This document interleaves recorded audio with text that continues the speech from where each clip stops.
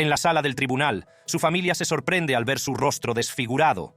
Al igual que en el vídeo que acabas de ver, la cárcel puede convertir a criminales adultos endurecidos en cachorros perdidos y lamentables. Uno pensaría que se limita solo a delincuentes adultos, y estaría muy equivocado.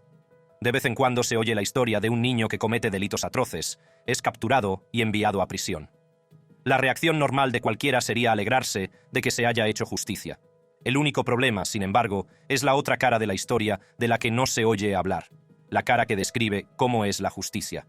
Pues estás a punto de ver historias de niños malvados y de cómo pueden ser atacados en prisión. Y al final de todo, volverás a pensar en cuánta justicia quieres que se haga. Mary Bell, Tyneside Strangler. Tenía años cuando estranguló hasta la muerte a 2 niños en la zona de Scotswood, en el West End de Newcastle. Uno tenía 4 y otro solo 3 años, a uno de los cuales mutiló parcialmente más tarde. En las tranquilas calles de Newcastle upon Tyne, Inglaterra, una siniestra presencia acechaba bajo la inocente fachada de una joven llamada Mary Bell. Nacida a finales de la década de 1950, Mary mostró un comportamiento perturbador desde una edad temprana, presagiando la oscuridad que la consumiría. Con solo 10 años, cometió su primer asesinato, conmocionando a la comunidad y dejando un rastro de terror a su paso. Era un soleado día de mayo cuando comenzó el reino de oscuridad de Mary. Atrajo a un niño de 4 años llamado Martin Brown a una casa abandonada, donde lo estranguló con un trozo de cuerda. Los detalles de este atroz acto son demasiado truculentos para relatarlos, pero baste decir que aquel día se rompió la inocencia de la infancia, y Mary pasó a ser conocida como la estranguladora de Tyneside.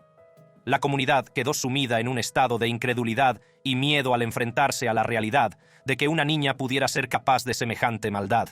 Pero Mary estaba lejos de terminar. Pocos meses después, volvió a atacar, esta vez con la ayuda de su amiga Norma Bell, sin parentesco. Juntas, atacaron a otro niño, Brian Howe, de 3 años. Un fatídico día de julio, Mary y Norma llevaron a Brian a un lugar apartado, donde lo sometieron a horrores inimaginables. La inocencia de la infancia se había hecho añicos una vez más, y el mundo tuvo que enfrentarse a la inimaginable realidad de que unos niños pudieran cometer actos tan atroces. A medida que se desarrollaba la investigación, las sospechas recayeron sobre Mary, cuyo inquietante comportamiento no había pasado desapercibido para quienes la rodeaban. Mostraba un comportamiento frío y calculador, sin mostrar remordimiento por sus actos.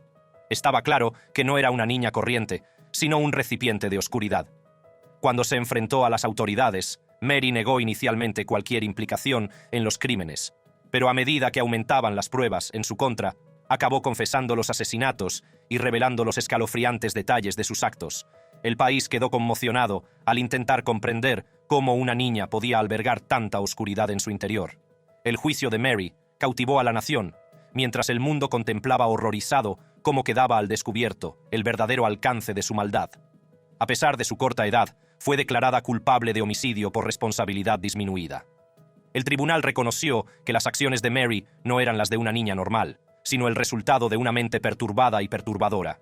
Fue condenada a permanecer detenida a discreción de Su Majestad, término utilizado para la detención indefinida en casos de menores. La decisión suscitó un debate nacional sobre la naturaleza del mal y la capacidad de los niños para cometer actos tan atroces. Muchos se preguntaron si Mary podría rehabilitarse alguna vez, o si seguiría siendo para siempre un símbolo de los rincones más oscuros de la humanidad. Al principio, Bell estuvo recluida en un centro de detención preventiva de Durham, pero más tarde fue trasladada a un segundo centro de detención preventiva en South Norwood. Posteriormente, fue trasladada a la unidad de seguridad de Red Bank en Newton-le-Willows, Merseyside, una institución para delincuentes juveniles. En este centro, Bell era la única mujer entre unas 24 reclusas. Desgraciadamente, Bell revelaría más tarde que sufrió abusos sexuales por parte de un miembro del personal y de varias reclusas durante su estancia en este centro.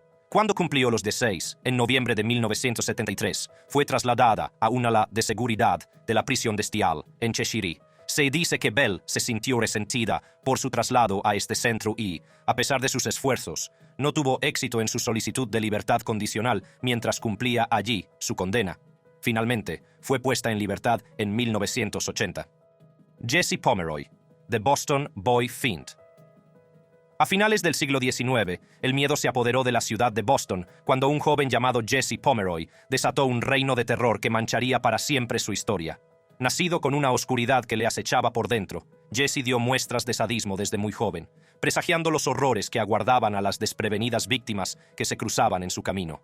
Con solo 14 años, Jesse se embarcó en una oleada de torturas y asesinatos que trastornaría la ciudad.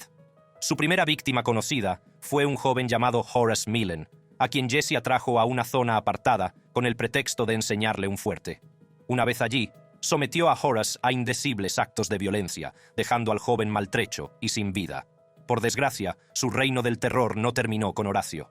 Envalentonado por haber probado por primera vez la sangre, Jesse continuó su juerga, atacando a otros jóvenes que caían víctimas de sus retorcidos deseos.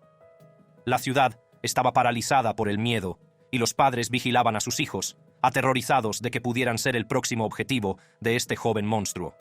Los crímenes de Jesse fueron aumentando en brutalidad a medida que perfeccionaba sus métodos de tortura y asesinato. Sus víctimas, en su mayoría niños, sufrían horrores inimaginables a sus manos. Algunos fueron apuñalados repetidamente, mientras que otros fueron estrangulados o golpeados hasta la muerte. Los detalles de estos actos han quedado grabados en los anales de la historia, un escalofriante recordatorio de la profundidad de la depravación de la que Jesse era capaz a tan temprana edad. La ciudad de Boston entró en estado de pánico a medida que aumentaba el número de cadáveres. Las autoridades lanzaron una persecución masiva, desesperadas por poner fin al reinado de terror de Jesse. No tardaron en detenerlo, y el verdadero alcance de sus actos sádicos quedó al descubierto para que el mundo lo viera. El juicio de Jesse cautivó a la nación y sus crímenes fueron revelados con horripilante detalle. La sala del tribunal se llenó de una mezcla de horror e incredulidad cuando los testigos relataron las atrocidades cometidas por este joven. El jurado, ante las abrumadoras pruebas, declaró a Jesse culpable de asesinato y le condenó a cadena perpetua. Jesse Pomeroy fue llevado a ver el cadáver de una de sus víctimas e interrogado sobre su implicación en el asesinato. Sin embargo, durante la investigación del forense, a Pomeroy se le negó el derecho a tener un abogado presente. El juicio de Commonwealth contra Pomeroy tuvo lugar en el Tribunal Judicial Supremo de Massachusetts, en el condado de Suffolk, Boston, los días 9 y 10 de diciembre de 1874. El fiscal general abogó por un veredicto de culpabilidad por asesinato en primer grado. En sus alegatos finales, el fiscal general sugirió un cargo alternativo de asesinato con extrema atrocidad, que según la ley de Massachusetts también se considera asesinato en primer grado, pero difiere en el requisito de premeditación. El 10 de diciembre de 1874, Pomeroy fue declarado culpable, con el jurado recomendando clemencia debido a su corta edad. El abogado de Pomeroy, Charles Robinson, presentó 2 excepciones, pero fueron rechazadas en febrero de 1875, y Pomeroy fue condenado a morir en la horca. Sin embargo, correspondía al gobernador firmar la orden de ejecución y programar la ejecución de Pomeroy. El gobernador William Gaston se negó a cumplir con esta responsabilidad, dejando la única vía para perdonar la vida de Pomeroy a través del Consejo del Gobernador de Massachusetts. Para que la sentencia de Pomeroy fuera conmutada, una mayoría simple de los 9 miembros del Consejo tenía que votar a favor.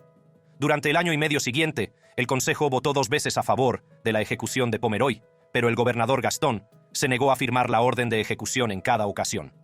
En agosto de 1876, el Consejo votó por tercera vez de forma anónima, conmutando la sentencia de Pomeroy por cadena perpetua en régimen de aislamiento.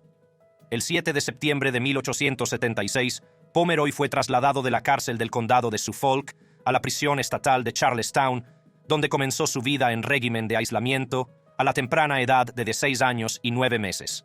Pomeroy permaneció encarcelado en la prisión estatal de Charlestown. En 1929, ya anciano y con mala salud, Pomeroy fue trasladado al Hospital Bridgewater para criminales dementes, donde falleció el 29 de septiembre de 1932. Joshua Phillips. Joshua Phillips era un adolescente cuyas acciones cambiaron Jacksonville en la década de 1990. A primera vista, Joshua parecía un chico corriente, pero a puerta cerrada albergaba un oscuro secreto. A los 14 años cometió un crimen que atormentaría para siempre a la ciudad. Era un día como cualquier otro cuando el camino de Joshua se cruzó con el de Maddie Clifton, de 8 años. Lo que empezó como una interacción aparentemente inocente, se convirtió rápidamente en una pesadilla. En un arrebato de ira, Joshua asesinó brutalmente a Maddie, dejando su cuerpo sin vida escondido debajo de su cama. Cuando se descubrió el cadáver de Maddie, el miedo y la incredulidad se apoderaron de la ciudad. ¿Cómo podía un niño cometer un acto tan atroz? La investigación se desarrolló y Joshua fue detenido, con su oscuro secreto a la vista de todos. La nación se enfrentó a la inquietante pregunta de qué lleva a un niño a cometer actos tan atroces. Mientras la comunidad se unía para buscar a Maddie, pocos sabían de que la persona responsable vivía entre ellos, escondida a plena vista. El 10 de noviembre, Melissa Phillips entró en la habitación de su hijo y vio una mancha de humedad en el suelo. Registró la habitación y encontró el cadáver de Clifton, por lo que salió inmediatamente de la casa para denunciar el incidente a la policía. Phillips fue detenida más tarde ese mismo día en su colegio y confesó el asesinato a las pocas horas. Los fiscales rebatieron algunas partes de la historia de Phillips. El fiscal Harry Shorstein sugirió que el asesinato podría haber tenido una motivación sexual, afirmando que Phillips había hablado de asuntos sexuales tanto con Maddie Clifton como con su hermana mayor. Phillips declaró que mató a Clifton para que dejara de llorar después de que fuera golpeada accidentalmente con una pelota de béisbol mientras jugaban y que temía el castigo de su padre maltratador. El juicio que siguió estuvo lleno de testimonios emotivos y versiones contradictorias de lo que realmente ocurrió aquel fatídico día. La sala se convirtió en un campo de batalla de estrategias legales y dilemas morales. El destino de Joshua Phillips pendía de un hilo mientras el jurado deliberaba sobre su culpabilidad o inocencia. Aunque algunos elementos de la historia de Phillips son controvertidos, los funcionarios que participaron en su procesamiento han expresado posteriormente su arrepentimiento por la severidad de su condena. Phillips podía volver a ser condenado en 2023. En la actualidad, Joshua sigue encarcelado en el correccional de Cross City, cumpliendo cadena perpetua sin posibilidad de libertad condicional.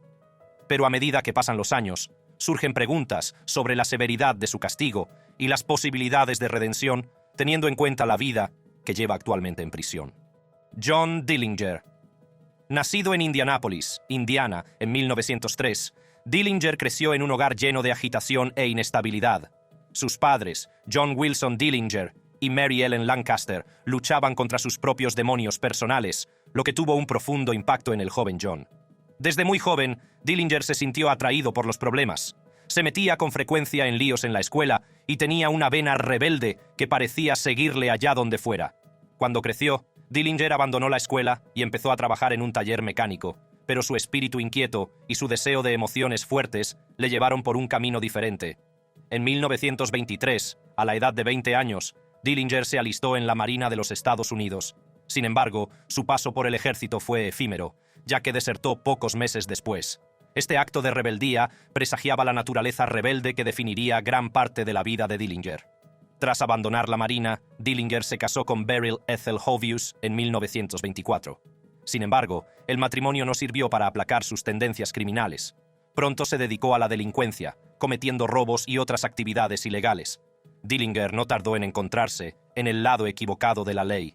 La carrera delictiva de Dillinger comenzó a los 20 años, cuando fue condenado a prisión por un robo frustrado. El tiempo que pasó en la cárcel le hizo conocer el mundo del AMPA y la compañía de delincuentes experimentados, lo que acabó influyendo en su camino para convertirse en un criminal más consumado. El ambiente carcelario, en lugar de rehabilitarle, pareció amplificar sus tendencias delictivas. Dillinger estudió los métodos de los delincuentes, perfeccionó sus habilidades y estableció contactos que le resultarían muy valiosos en sus futuras actividades delictivas. Tras pasar 9 años y medio en prisión, Dillinger obtuvo la libertad condicional en 1933. Muchos esperaban que su tiempo entre rejas le hubiera reformado, pero pronto se hizo evidente que Dillinger no tenía intención de dejar atrás su pasado delictivo. Inmediatamente volvió a la delincuencia, robando bancos y evadiendo a las fuerzas del orden. Dillinger formó una nueva banda, que pasó a conocerse como la Banda de Dillinger. Juntos, se embarcaron en una oleada de atracos a bancos. Su audacia y su desprecio por la ley les convirtieron en los delincuentes más buscados de Estados Unidos. Durante esta época, Dillinger también entabló una relación con Evelyn Billie Frechette, una mujer que se convertiría en su fiel compañera y socia en el crimen. Su historia de amor, llena de peligros y emociones, no hizo sino aumentar la mística que rodeaba a Dillinger. Pero con sus actividades delictivas llegaron violentos enfrentamientos con las fuerzas del orden.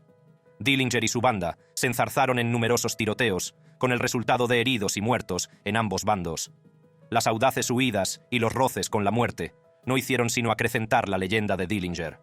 John Dillinger es considerado un famoso criminal que desempeñó un papel importante en la creación del FBI. Esto plantea dudas sobre la eficacia de la prisión para delincuentes jóvenes.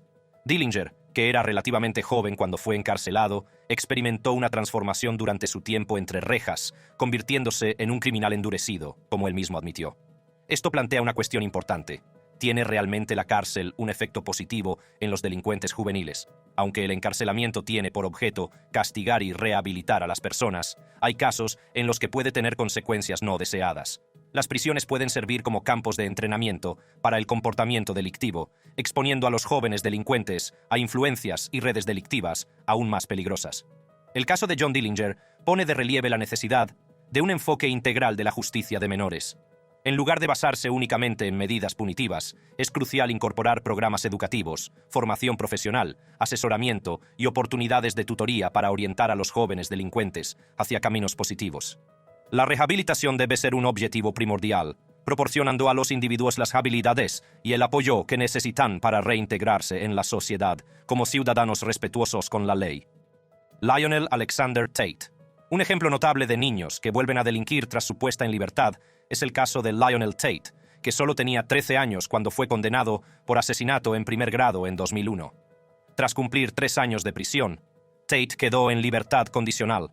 Sin embargo, volvió a verse enredado en el sistema de justicia penal, ya que violó su libertad condicional y posteriormente fue encarcelado por robo en 2005.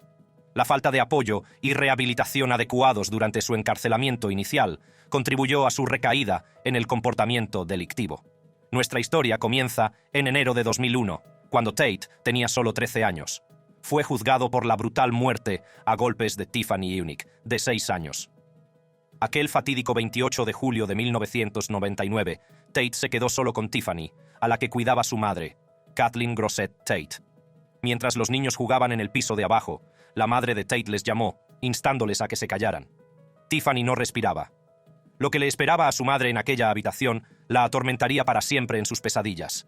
La fiscalía revelaría más tarde el alcance de las lesiones de Tiffany, una letanía de dolor que ningún niño debería soportar jamás. El cráneo fracturado, el hígado lacerado, una costilla fracturada y el cerebro inflamado fueron solo algunas de las heridas infligidas a su frágil cuerpo. La fiscalía comparó sus lesiones con las sufridas al caer de un edificio de 3 pisos. Los críticos, incluidos varios grupos que figuran en el escrito de Amicus Curiae, adjunto a la apelación de Tate, se opusieron con vehemencia a condenar a niños preadolescentes por asesinato en primer grado, sin demostrar su intención de causar daño, y mucho menos lesiones graves o la muerte. Consideraban inaceptable responsabilizar a niños de delitos de tal magnitud sin tener en cuenta su edad y su capacidad para comprender las consecuencias de sus actos. La polémica en torno al caso de Tate alcanzó su cenit cuando un tribunal de apelación estatal anuló su condena en enero de 2004. El motivo de la anulación fue que no se había realizado una evaluación de su capacidad mental antes del juicio. Fue puesto en libertad y en libertad condicional 3 años después del espantoso asesinato. Sin embargo, la historia de Tate no terminó ahí. El 23 de mayo de 2005 volvió a verse enredado en la red de la delincuencia. Acusado de robo a mano, armada con agresión, robo a mano armada y violación de la libertad condicional, las acciones de Tate conmocionaron incluso a quienes habían seguido de cerca su caso. En esta ocasión, amenazó a un repartidor de Domino's Pizza, Walter Ernest Gallardo, con un arma de fuego a la puerta del apartamento de un amigo después de hacer un pedido. Gallardo, temiendo por su vida, tiró las 4 pizzas y huyó del lugar. Pero el ataque de Tate continuó. Volvió a entrar en el apartamento y agredió al ocupante, que no quería que entrara. Gallardo, al llegar a la tienda Domino's, llamó inmediatamente al 911 y volvió para identificar a Tate. La oficina del sheriff del condado de Broward emitió un comunicado en el que revelaba los angustiosos detalles del incidente. Sin embargo, no se recuperó ningún arma, lo que deja muchas preguntas sin respuesta. En la actualidad, Lionel Tate sigue encarcelado en el correccional de Charlotte, cumpliendo condena por los delitos que han marcado para siempre su nombre en los anales de la historia criminal. Craig Price, degollador de Warwick. Otro ejemplo es Craig Price, también conocido como el degollador de Warwick, que se convirtió en uno de los asesinos en serie más jóvenes de Estados Unidos. Condenado por 4 asesinatos a los 16 años, Price cumplió condena en un centro de menores. Sin embargo, tras su puesta en libertad, continuó con su comportamiento violento e incluso cometió más delitos, como agresiones y robos. Craig Price aterrorizó la tranquila ciudad de Warwick, Rhode Island, entre los 13 y los 15 años, cometiendo una serie de asesinatos entre julio de 1987 y septiembre de 1989. Sus brutales actos dejaron atemorizada a una comunidad y provocaron importantes cambios en la legislación estatal. Corría el año 1987 cuando el tranquilo barrio de Warwick, Rhode Island, quedó marcado para siempre por las acciones de un joven llamado Craig Price. Nacido el 11 de octubre de 1973, Price parecía un niño corriente, pero bajo su inocente fachada se escondía una oscuridad que pronto se desataría. Era la noche del 27 de julio de 1987, cuando Price irrumpió en una casa situada a solo 2 casas de la suya. Con el corazón lleno de malicia, cogió un cuchillo de la cocina y emprendió un camino de violencia inimaginable. Su víctima fue Rebecca Spencer, de 27 años, una mujer que no tenía ni idea de que su vida estaba a punto de ser brutalmente truncada. Price le asestó 58 horribles puñaladas, dejando a su paso una escena de inimaginable carnicería. La sed de sangre de Price estaba lejos de saciarse. Más de 2 años después, el 1 de septiembre de 1989, volvió a atacar, esta vez a la familia Heaton, sus propios vecinos. Drogado con marihuana y LSD, Price se embarcó en una matanza que mancharía para siempre la historia de Warwick. Su primera víctima aquel fatídico día fue Joan Heaton, de 39 años, una madre que no tenía ni idea de que su vida estaba a punto de ser brutalmente arrebatada. Price le asestó 57 horribles puñaladas y dejó su cuerpo sin vida en la cocina. Pero el horror no acabó ahí. La hija de Joan, Jennifer, de 10 años, presenció el brutal asesinato de su madre, un espectáculo que ningún niño debería tener que soportar jamás. En un retorcido acto de crueldad, Price dirigió su atención hacia Jennifer, apuñalándola 62 veces. La vida de la niña se truncó trágicamente. Su inocencia fue robada por las manos de un asesino despiadado. La hija menor, Melissa, de 7 años, también presenció la horrible escena. Price le aplastó el cráneo y asestó 30 puñaladas a su frágil cuerpo. Las puñaladas fueron tan brutales que los mangos de los cuchillos se rompieron, dejando las hojas alojadas en el interior de los cuerpos de las víctimas. Un escalofriante testimonio del salvajismo de las acciones de Price. La brutalidad de los asesinatos se desconocía en su mayor parte en aquel momento, ya que los expedientes sellados de Price impedían que se conociera todo el alcance de sus crímenes. Sin embargo, las fuerzas del orden quedaron asombradas por la falta de remordimiento de Price cuando confesó los crímenes.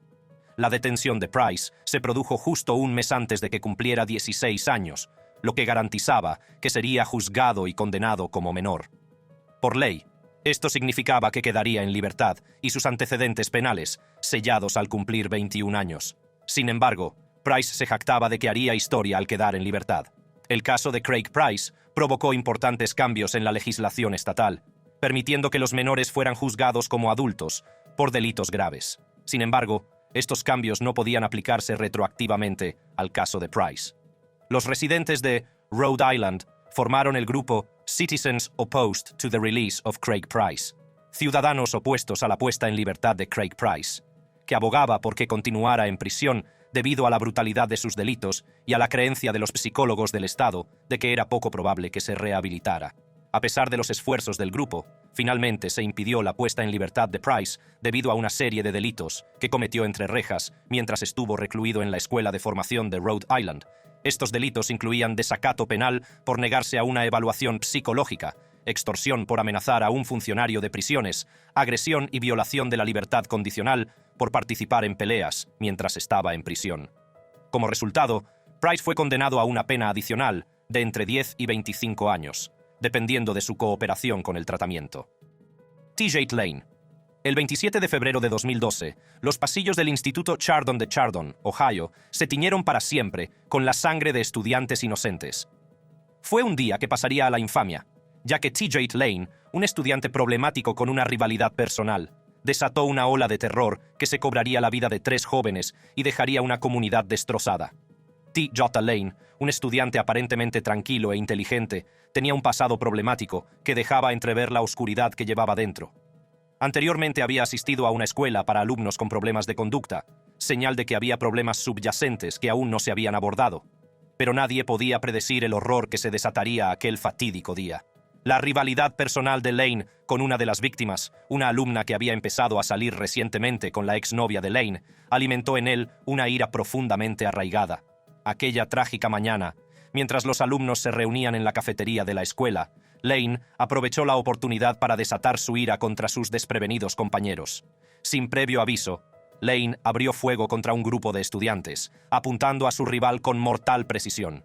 El sonido de los disparos resonó en toda la cafetería, rompiendo la atmósfera pacífica y sumiendo a la escuela en el caos. Los profesores Frank Hall y Joseph Ritchie intervinieron con valentía, expulsaron a Lane de la escuela y evitaron un mayor derramamiento de sangre. Las consecuencias del tiroteo fueron devastadoras. 5 alumnos fueron hospitalizados y sus vidas quedaron alteradas para siempre por las secuelas físicas y emocionales que arrastrarían. Trágicamente, ese día se perdieron 3 vidas jóvenes, cuyos sueños y aspiraciones se vieron truncados por un acto de violencia sin sentido. El juicio de T. Hall Lane se celebró en un tribunal de menores, donde se le declaró competente para ser juzgado. Posteriormente, se declaró culpable de múltiples cargos, incluido el de asesinato con agravantes, y fue condenado a 3 cadenas perpetuas consecutivas, sin posibilidad de libertad condicional. Actualmente cumple condena en el correccional Warren de Youngstown, Ohio. Sin embargo, su encarcelamiento no ha supuesto ningún cambio positivo en su comportamiento ni en su rehabilitación. Lane ha cometido una serie de errores durante su encarcelamiento, como admitir que consumía marihuana y renunciar al desodorante. También ha mostrado un comportamiento agresivo e insubordinación. La mayor infracción se produjo en 2014, cuando el pistolero de la escuela de Chardon se fugó del correccional de Oakwood, en Lima, Ohio. El alcaide de la cárcel informó de que menos de 6 horas después, en un lugar situado a unos 100 metros de la prisión, Lane fue detenido.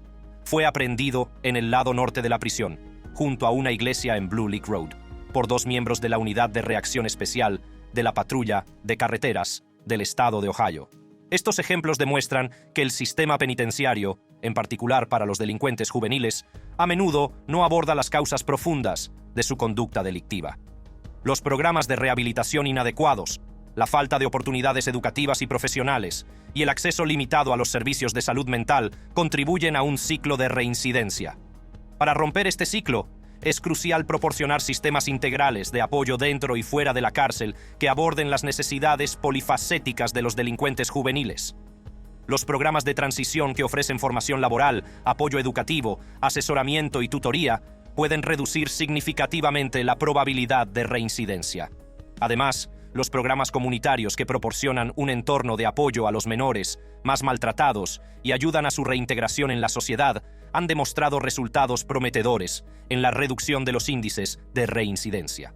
Haga clic en el siguiente vídeo para saber más sobre historias reales de delincuencia juvenil.